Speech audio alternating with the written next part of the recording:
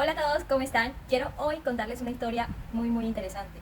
La historia de un personaje que su nombre era José. Sus hermanos lo vendieron como esclavo y terminó siendo ni más ni menos que el gobernador de una gran nación.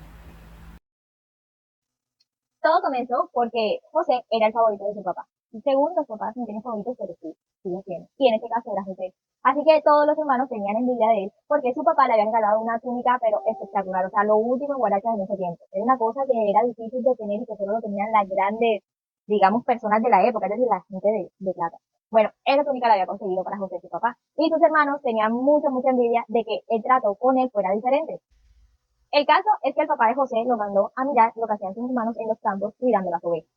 Y para sorpresa de José, cuando llegó allá, sus hermanos planearon toda una emboscada para poder llevarlo a un lugar y poder venderlo como esclavo a una de las grandes naciones de la época.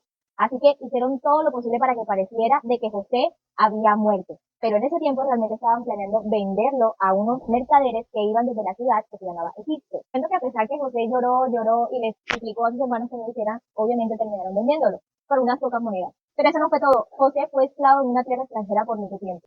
Bueno, el jefe de José se llamaba Potifar y tenía muchas riquezas y posesiones en ese momento. Pero José era su mano derecha, así que todo lo que él necesitaba obviamente colocaba a José hasta en su casa. La esposa de Potifar también le llamó la atención a José porque José además de eso era pinta, o sea, era bonito. Entonces, claro, todo el mundo andaba pendiente de él, hasta la esposa del dueño. Y claro, intentó de todas las maneras posibles acercarse a José y hubo un gran malentendido que será otro historial. José terminó en la cárcel a raíz de todo pues, lo que les conté que pasó con la esposa de Potifar. Allá, Dios, a pesar de la situación en la que se encontraba, lo ayudó para que se acercara al jefe de la prisión. Él además tenía un don muy especial, porque podía interpretar los sueños. Así que Dios lo utilizó en ese momento y en ese lugar para que pudiera empezar a traducir o interpretar lo que las personas estaban soñando, que eran muy delicadas, hasta llegar a los oídos del rey de Egipto. Él también tenía un sueño que necesitaba que alguien le resolviera porque era un sueño muy importante. Así que ya la fama de José se escuchaba por toda la cárcel y por toda la nación, el pueblo. Así que lo mandaron a buscar para que José fuera el que interpretara el sueño del faraón.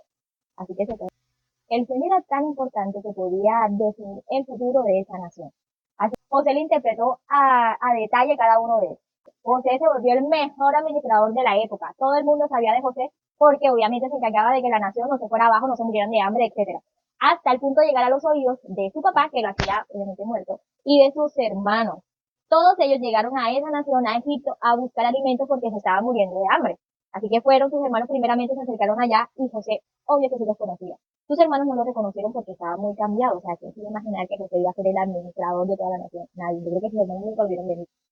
José llegó a ser, digamos que la persona, la segunda persona más rica después de el faraón de Egipto. Así que se pueden imaginar que además de bonito, además de que era súper inteligente y tenía pues muchos dones, también era muy rico. Entonces, José digamos que era un partidazo. Todo esto, pues gracias a la ayuda de Dios. Pero muchachos, solo una cosa lo convirtió en un personaje imparable, o el personaje imparable de esta semana, y fue su confianza en Dios.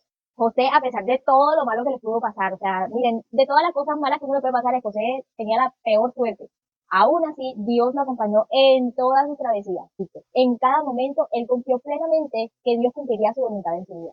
Esto deja claro que Dios obra de forma maravillosa a pesar que las circunstancias sean las peores. Él no necesita del mejor escenario para poder mostrar su poder, sino que en esos peores momentos en los que estamos, pero que ya caímos en lo último, en lo más bajo, donde creemos que no podemos salir, ahí es donde Dios se manifiesta. Y podemos nosotros también ser unos personajes imparables como lo que la vida de Jesús. Síganos si quieren escuchar más historias. Chao.